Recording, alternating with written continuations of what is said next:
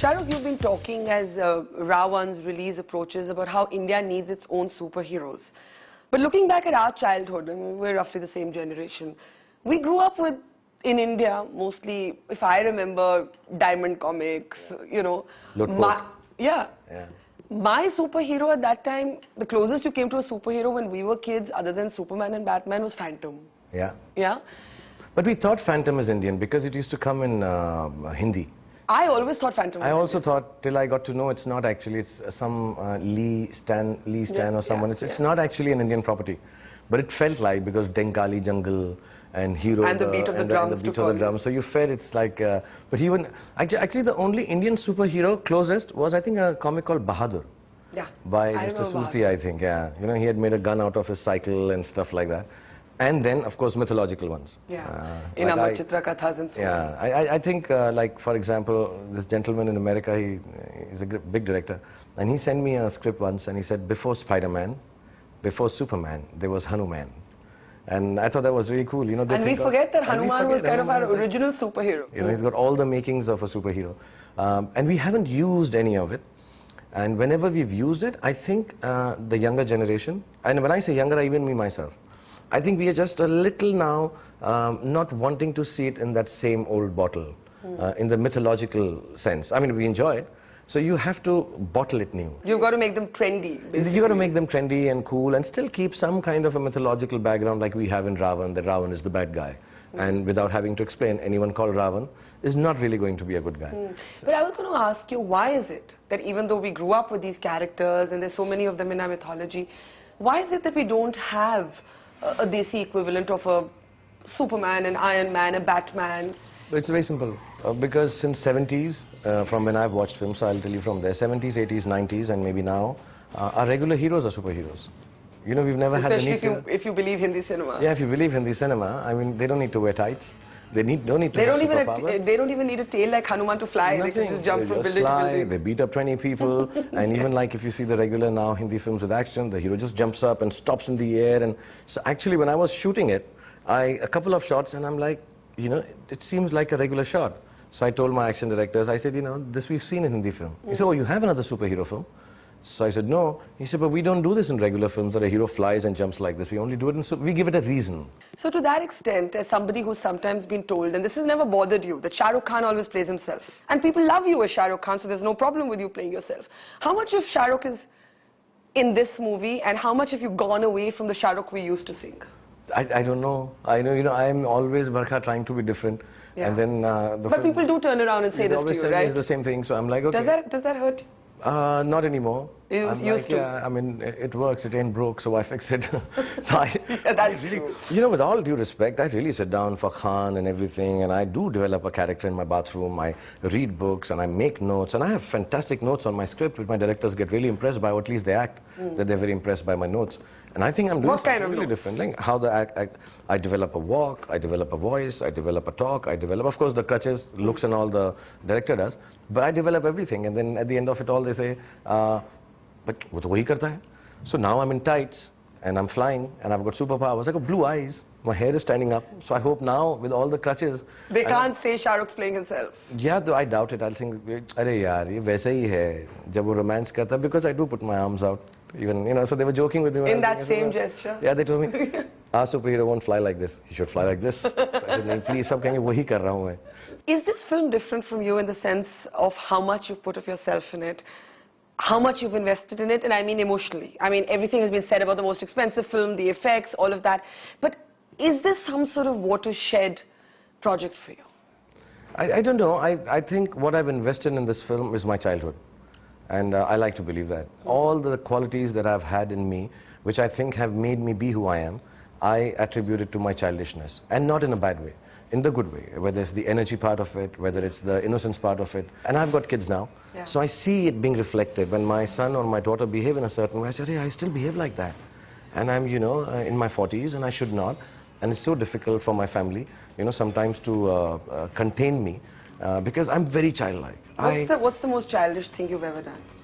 I do everything childish. I sulk, I get angry, you can't talk to me meanly, I have to be treated nicely. If you're rude to me, I sulk, I go away. How long do your tantrums last? For life.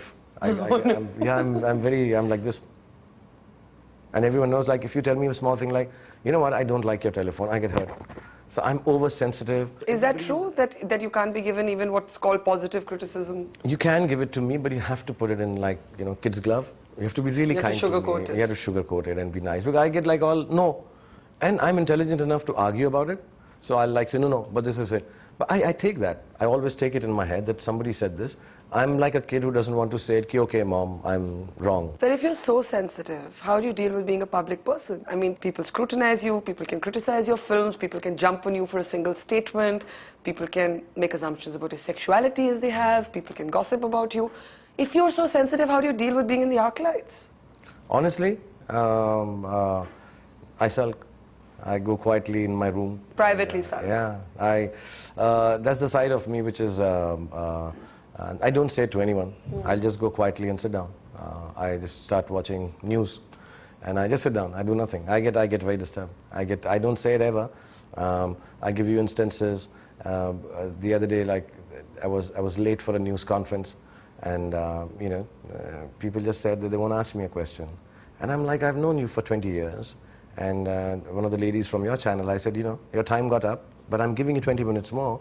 And I do that for everyone, because everyone wants to consume a part of me, in a good sense. I'm not saying I dislike it, that's what I'm made for. But sometimes when people are consuming a lot of me, I run out of time. You know, I can't change the time, so I'm late, and I'm really sorry. I would never disrespect you. Yeah. Plus, everybody knows you're late. Yeah, but don't they just come according to No, I tell Shah Rukh also, I say it also, like even my shootings, I say I'll start at 11 o'clock, and I don't make anyone wait ever that way. Yeah. But it got little whatever, and I understand that, I respect that, and I'm apologetic about it. But now forgive me and go on with it. I mean, you know, I forgive you for things that happen. Sometimes, you know, I'm told, you wasted our time, but you know, have I ever complained you wasted my time by asking really stupid questions? I've never said that. What's the stupidest question you've ever been asked? Say it. No names, but say the question. Where you've gone like, what the hell are you talking about? I don't know. One of the ones which I find very stupid is, which was asked to me about 10 years back, and has been being asked, when are you retiring? But why should I retire? I mean, what have I done to retire just now? You don't like me? Are you gay? One old lady asked me, one very senior reporter. And then I joked with her, and she didn't like it. What did you say? No, I shouldn't say it. Say it, say it. Come on. You said it to the old lady, you can say it to us. Say it. She was 65, okay. Yeah, so you can say to a 65-year-old, you can tell us. So spend an evening with me. Good answer. Kabhi mere saath ek raat guzar. Then how did she respond? She got very offended. She said, how can you talk to me like this? I said, but you asked me something. How can you ask me something like this? So you be ready? I mean, okay, I'm really sorry. I'm not. She was very old, so I had to keep quiet, otherwise I would have stuck to my gun. That's why I have a sense of humor. Otherwise, I can never deal with everything that is asked to me.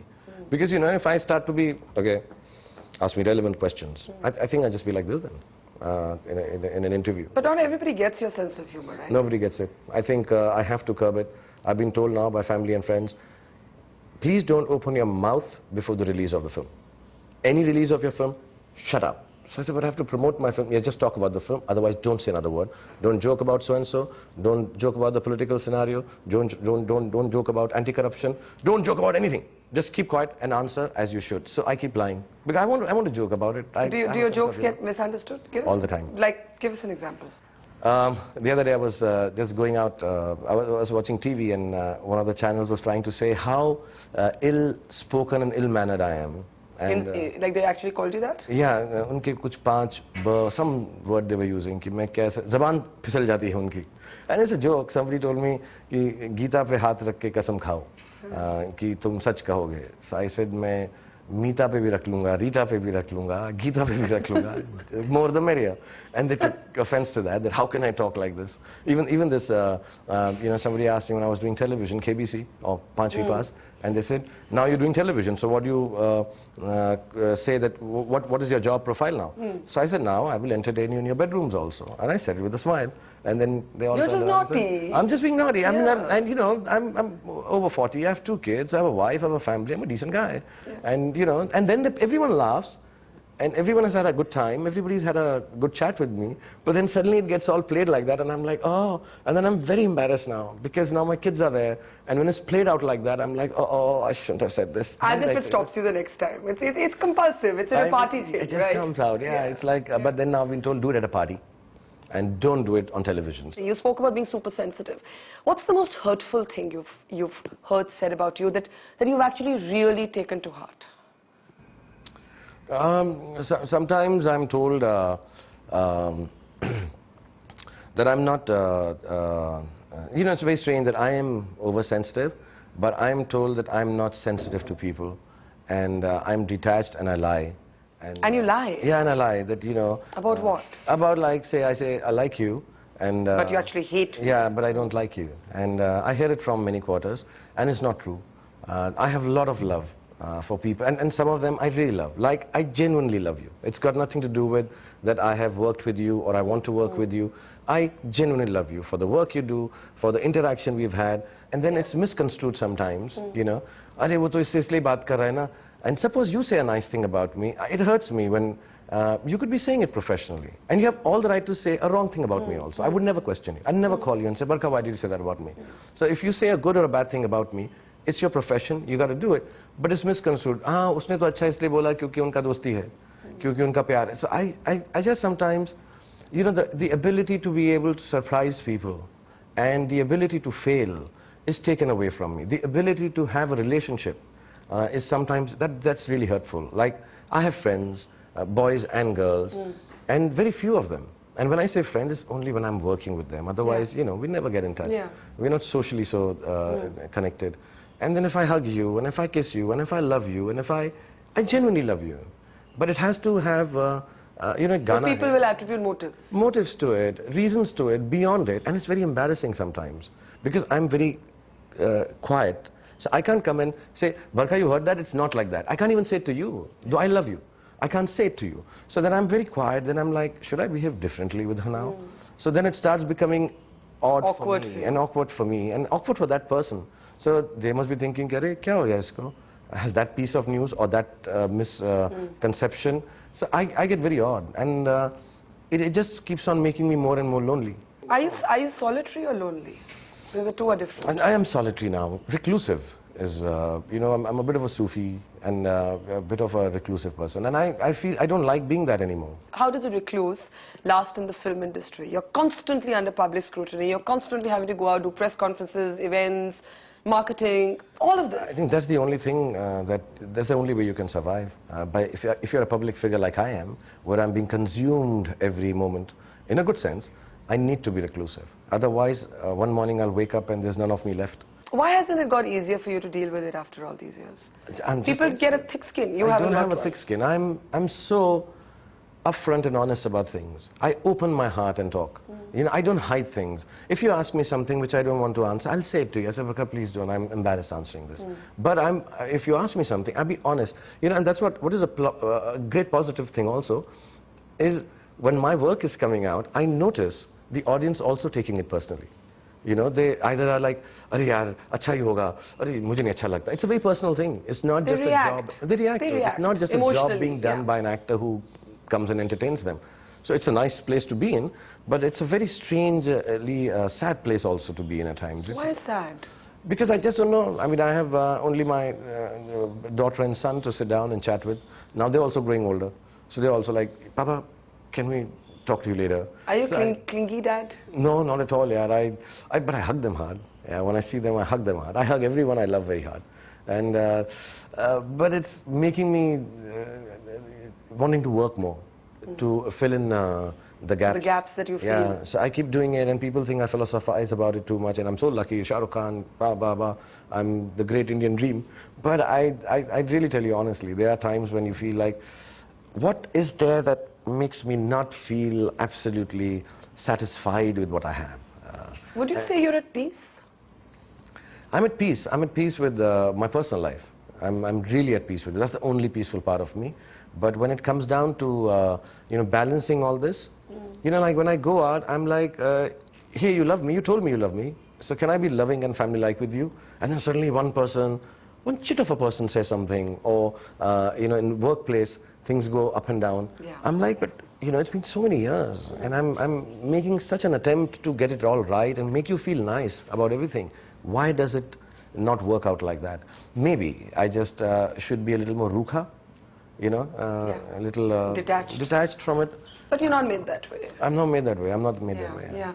You said in an interview I read that sometimes at night when you can't sleep, which is often because you're an insomniac, you talk to your kids about what you feel sad and disillusioned about, and they don't always understand what you mean, but it helps you to talk.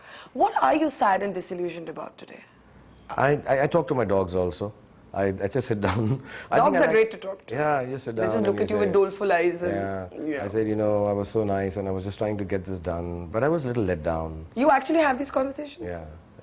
Like aloud? Yeah. With the kids now, so it doesn't seem so strange. And with the dogs also? And the dogs earlier. But now, it's not a nice thing to say, but I prefer talking to kids than the dogs now. I love my dogs. When I talk to my daughter, I'll hold her hand, and the other day I told her, you know what, I feel the positivity, I feel I don't have any friends. You told her this? Yeah. So she says, but so-and-so is your friend. I said, yeah, but not that kind of friend. But that's, she likes you. So I say, yeah, she likes me, but I don't have a friend. So then she said, so I look at her, I say, you be my friend? She says, but Papa, I'm your daughter. So I said, please be my friend also. And then finally she agreed. She said, okay, I'll be your friend. Let's just watch what we're watching. So it makes me feel nice. So I have these issues where I feel a lot more is expected of me. I can't be myself. And also, many a times, I'm not being able to perhaps give enough in relationships. I'm scared of relationships because I have the sense that I'm going to lose this relationship. So maybe I'm the... Is it that, or is it that you feel that most people are reacting to you because you're this superstar and not for who you are? That happens to public people. They find it difficult to trust. No, I don't have trust issues. Actually, I have the opposite. I trust too much. I have those issues. And I've never really I don't behave like a star, actually, most of the time. You don't? You know, I don't at all. As a matter of fact, my closest friends tell me, you know, can you start behaving like the person or the star you are? So I'm like, but why? That's on the screen. In real life, I'm just like this. I've just started wearing makeup and combing my hair for interviews also. Otherwise, I'm quite cool. I'll do everything. Because I think it should be two different people. I am two different people. And you manage to keep it separate? I am. I'm nearly schizophrenic. I'm two different people. I really believe what I am in real life and what I do with my kids and my friends and my family is completely different from the Raj and Rahul. I'm so shameless. I am so uninhibited. I am so open when I'm acting a character. I can do anything. Anything. I can dance, I can fall, I can be naked, I can jump, I can fly. Personally, they're only like, I can't do anything. So I'm very shy and very quiet. But that person is very different from this one. And I was telling someone that, you know, sometimes my films touch the lives of people. And they come to me, and I just recently, I don't know if I'm okay talking about it, but Saira ji called me day before yesterday. And Dilip Saab saw me on TV. And, you know, he looked at her and he said, "Ye bahut acha hai ladka. Mujhe bahut acha lagta hai, to mujhe ye, I want to see it again." And she said, like, you know, it was very strange that he noticed you and talked about you. And so I'm going to go and have a walk with him. And I got tears in my eyes. I was like, oh, I was feeling very low about my work and everything. You know, actors have these days. So I was feeling very low, and then suddenly this phone call came. And I was so happy. I was so happy. So I touch lives of people. And I'm not saying this experience, but when I'm talking about the audience, and sometimes I feel, you know, I've touched this person's life, Ramesh's, and he doesn't even know what I'm like. You know, this question comes to me. Suppose he met me now, would he still like me? Would he think... the person and not the actor, you mean? Yeah, would he be let down?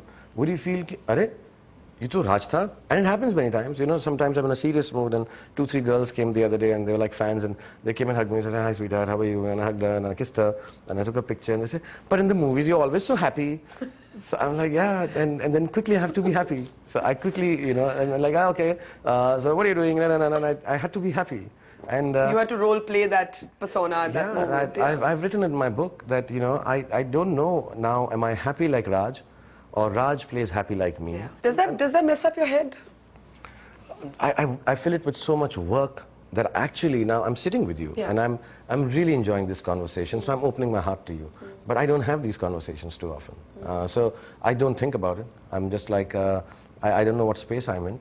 But it is really confusing at times. I don't know whether it happens to other actors who work for 20 years, or are they just keeping it as a job?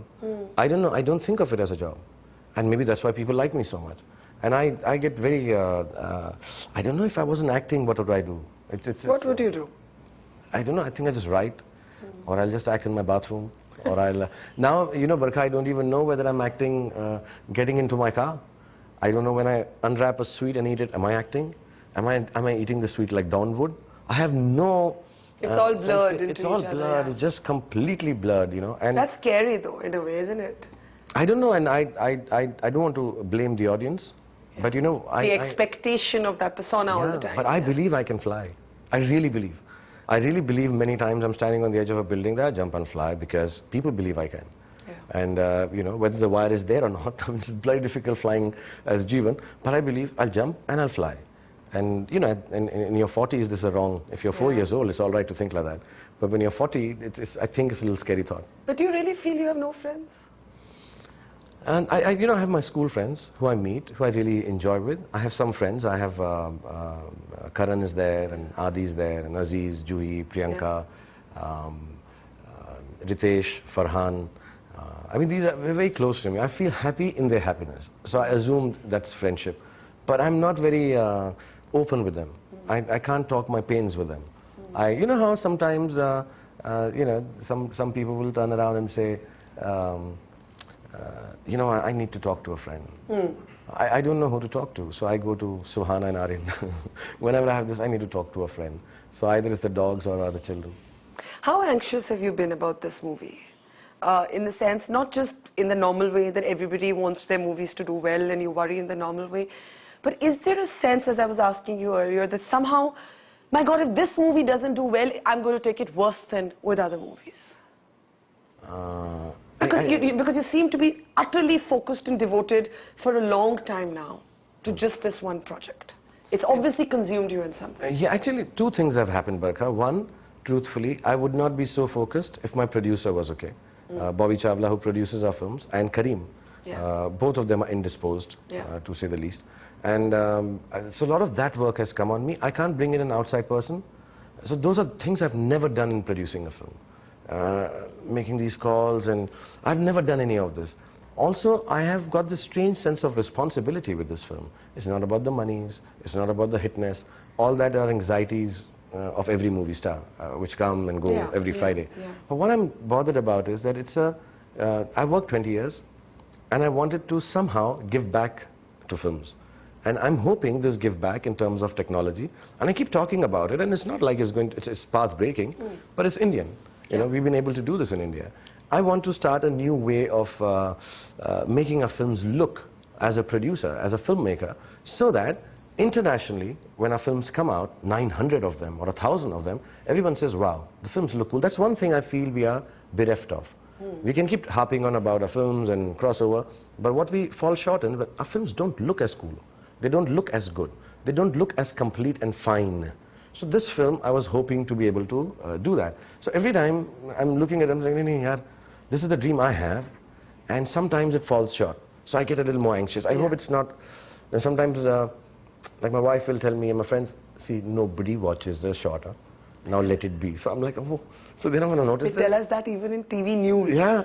You notice the lighting, nobody else does. Nobody else is noticing, so I'm like, but I spend a lot of time doing this. Wo to piche dikh raha hai wo. And there are times when I'm sitting on screen and I look at someone, I'm like, "So?" And everybody goes. So I'm like, did you see that? You know, we spent 18 hours doing this. Like yesterday, in my VFX studio, I've done a shot where this glass flies on my face. And it takes 137 hours, they told me, to render one frame. Wow. So I'm like, wow. And that glass will come in about 7 seconds. And it'll just go away. And I'll be like, and there'll be people, they would have missed it. And I'm like, but did you see that glass? So those little bits and pieces make me anxious. I want to go. But you're a perfectionist. I mean, in this project, you've been like, no, I'm a perfectionist. God is in the detail. Yeah, I'm fun. I'm a so fun is the perfectionist. Devil. I'm not an anal perfectionist. I'm really happy with things and I like them. Because what happened is I saw an ad and I told my team the glass should look like this. So they looked at me and said, no, it will look much better. So yesterday they told me, my only anxiety now is 4,000 prints. I want to be in each theatre. When that glass scene comes, I look at it. Greco, please look at that. It's never been done before. And I know I can't do that.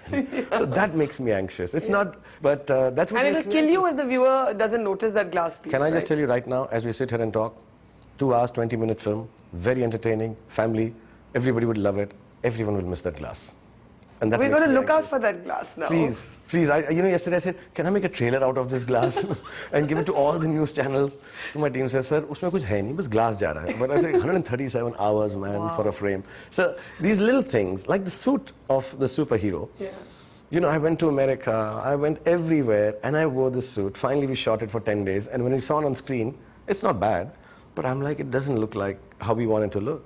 So we have digitally redone this whole suit, okay? And now, when it again comes on screen, nobody's ever turned around and said, wow, how do you do the suit? Yes. Nobody said that. I said, do you realize how we've done this Done suit? the suit, yeah. And like my children have seen it, my friends have seen it, but nobody says, kya lag raha hai abhi, yaar?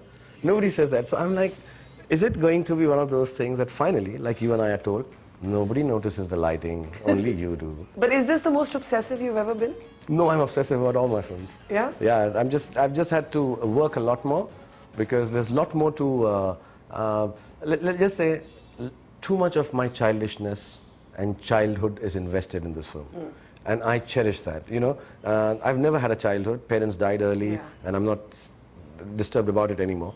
Who was your favorite superhero, or it doesn't have to be a superhero. I mean, who shaped your imagination as a kid? Batman. Batman. Bruce Wayne. I mean, you know, he's a playboy. Yeah. He has this really cool thing is happening.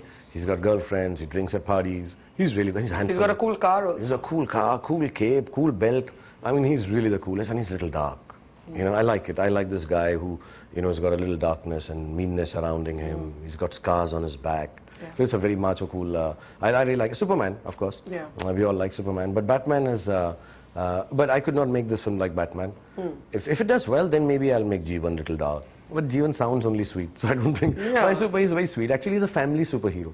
He's not even like a superhero. He's like a family superhero. But you would have you would have maybe wanted to make a slightly complex Oh superhero. yeah. When we started, it was very complex. Yeah. It had issues about a man-machine in the virtual world to real world, and the issues that it faces. Then it just came down to that you know, he's helping Kareena Gondwata, and he's making her dry the clothes on his warm body.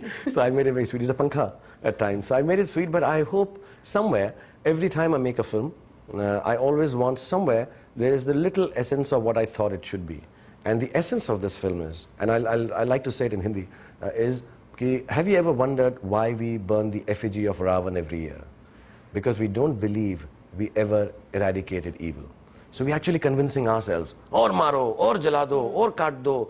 But every time on Dussehra, we keep doing it because we're not convinced. And that is the essence. And for children, the appeal of bad is fantastic. It's really nice. मैं दिलवाले में कहा था, सही रास्ता मिलता है, गलत रास्ता आसान होता है. It's exactly the same. But just be careful what you wish for, because finally, because it might come true. It might come true, and it can take away a lot of good life away from you. So you gotta be careful what you wish for. How cutthroat though is the industry around you? I mean, you get that standard press conference question, the three Khans, the competition, all those. I'm not even talking about that. I'm saying for you personally, as you mark your journey, do you worry about what lies ahead? Do you worry about all this ending one day? Do you worry about moving from hero to character actor? Do you worry about that? Does that keep you awake at night? I don't know. I have. Like, is growing older tough in the industry? No, I have an 8-pack now at 45. Don't show off. Well, no, but seriously, is it there at the back of your head? I don't mean now, but do you worry about it? Do you worry that I'm so used to this that if I had to live without it, something would change? I think when you are a big star, like I have been for some time, Yeah. you know how you get layered by protective things. I think we get so self-obsessed, and we believe so much in the infallibility of a stardom that this thought never crosses you. Really? Never? Yeah, it never crosses you. I think this is the system of God or superstardom, that somehow I'm untouched by any fear that my stardom will go away. And I know, as I speak with you, that it is the most impractical thought a man can have. But I think that's how you're ensconced and that's how you're protected. That I feel I'm infallible. Like I said, I believe I can fly. And I could believe I could fly when I was 25. At 40, 45, I think I can fly when I'm 75. And then, with all due respect, I'm not comparing when I look at Rajni sir, when I look at Amit ji. Both of whom have, you know... Yeah, and they're flying. I believe they can fly, and I believe they can keep on flying. I believe they will never stop flying. So and they're both part of your film. Yeah, and so that's really cool. The second part is, I have no issues as an actor you know, when I look back sometimes, what all I've achieved. I'm perhaps making one of the biggest looking films in India. I come from Gautam Nagar. You know, day before yesterday, I met Amit ji, and he says, "Sir ji, idhar aaye, bahut din baad mil rahe hain." You know, Rajni sir speaks with me and says, "You know, you are looking tired. Rest a little." And Saira ji calls me up and says, "Dilip Saab saw me on TV, and I'm making this film." I was driving down Danda, and I'm like, God, what all have I done? You know, I used to press feet of my mom at night and watch VCR and watching all these heroes. I never thought, I mean, forget meeting them, I never thought I'll see them. And here I am, I'm making films with them. So that also makes you feel, oh, I've achieved enough, so take everything away. It's all right. That the journey is enough, to have come this far is enough. Now you can take it away. But in reality, I think I don't know, I don't want to speak for any other star, but I truly believe that a movie star believes he's infallible. There's nothing can go wrong with him. But being a movie star wasn't enough for you. You went into other things. You went into cricket. Yeah. Yeah, it wasn't always a smooth ride, on the field and off it. Yeah, it's just been very rough, yeah. Last 2-3 years have been very rough, actually. Yeah. You know, and again, it was just a thing like, hey, I like sports, so let me do it. Now it's settled down. Now my team is doing well, and I'm happy. And everything is kind of okay. And you're not missing Ganguly. And I'm not missing anyone. Okay. But you've had some rough moments, not just with the performance of KKR, but with all kinds of things. Do you regret having got into it? No, I don't regret anything that I've done, ever, ever, ever. But yeah, I have, one of the few times that I've really cried alone is when my team was in South Africa. You know, losing 9 matches, and people saying that I'm the one who's done X, and then there was a gentleman writing on the internet, and... The great blogger. Yeah, and I saw him on television one day. I want to find him and fix him. And you will? No, now you're a superhero, so you better watch out. Yes, I'm going to fly and catch him. But I saw him, and then I forgave it. I'm like, you know, kya bolu main. But I just, yeah, it was really... But you wept. I mean, you're saying you sat in your room and you wept. A superhero cried, yeah. I cried with tears, yeah. I sat in one corner like that, and I just cried, and I cried, and I cried. And everyone knew I'm crying, and I was shamelessly crying, because it just got to me. You know, when people start saying things, and I would say one thing, and a senior cricketer would take it wrongly, and then he would say something, and I'm like, dude, I didn't mean it like this, yeah. I'm just trying to say, you know, somebody said, it's my team, and I'll run it the way I want, because finally it got and said, oh, who the hell are you to talk about this great cricketer like this? And I didn't mean it like that. It also taught me that I think people attach too much weightage to what I say, and too many meanings out of it, so that, I'm not saying it makes a good soundbite, but they maybe believe it. Oh, you say, oh, arrogant? I'm not.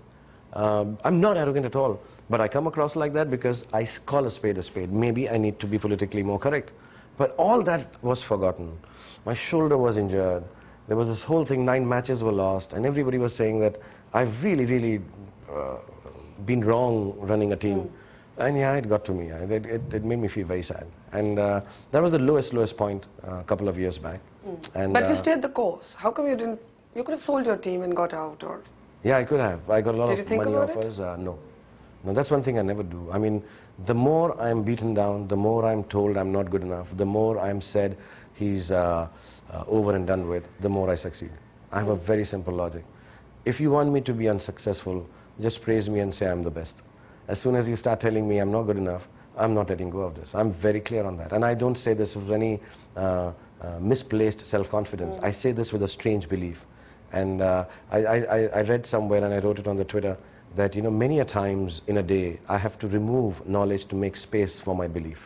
And knowledge can say, how long can you go on? Knowledge can say, but, you know, everything comes to an end. Knowledge can say, it wasn't a good decision. But belief is something, I'm a big believer. I'm a big believer. I can sit here and believe something will happen. It never changes for me. I believe I'm one with God. And I'm not saying it because I've become a big star. I became a star because I always believed like that. So you can't, I mean, if you, this is a secret I'm telling everyone, if you don't want me to be successful, you Just don't say, praise you and don't flatter praise you. me and flatter me and all, and I'll fail completely. But if you put me down and you say you're doing this wrong, and this again is my childishness, you tell me this is wrong, I'll do it. I'm ziddi, dheet, maybe a little battamiz, and I'm completely childlike. You can't take away my success. It's like trying to take candy from a kid. You can't, because I'm like, no, you tell me I'm bad, I will whatever you call, rub my heels, I will fight, I'm gonna get it done. So and it's worked for you. In cricket it's worked for you, right? And in life it's worked for you. It's worked for me in life. I mean, I just don't give up. I don't give up, because what is, you know, when you just look back and you say where I came from, like I was telling you, if all this can happen, anything can happen. Can you look ahead to a life after movie? Not yet, right? I think I have... What's left to do? What are the things I want to left direct. Yeah. I want to make action comedies. And you want to be a cricketer? I want to be a cricketer. I want to play football also. My son, I want him to be a footballer, then I still beat him when he's playing football.